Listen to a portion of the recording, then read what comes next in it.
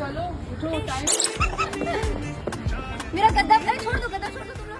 উর্ফি জাভেদ মানে ছক ভাঙা ফ্যাশনের ব্যাকরণ মানেন না তিনি, তাই তার পোশাক নিয়ে চর্চার শেষ নেই বলিপাড়ায়। কখনো আবার পোশাকের সৌন্দর্যকেও যেন ছাপিয়ে যায় বিতর্ক।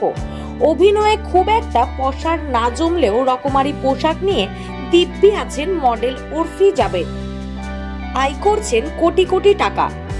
এর আগে কখনো সাইকেলের চেন দিয়ে তৈরি পোশাক, কখনো আবার ব্লেড কিংবা ফুল দিয়ে তৈরি জামা পরে নজর কেড়েছেন উর্ফি।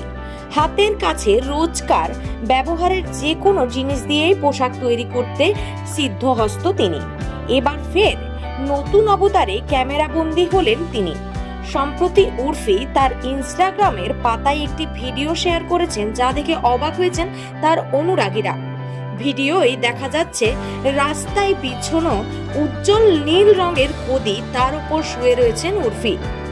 পরক্ষণেই সেই গদিকে স্কার্ট হিসেবে পরে দৌড়ে বেরোচ্ছেন অভিনেত্রীর এই নয়া পোশাকের ছবি নিমিষে ছড়িয়ে পড়েছে নেটপাড়ায়।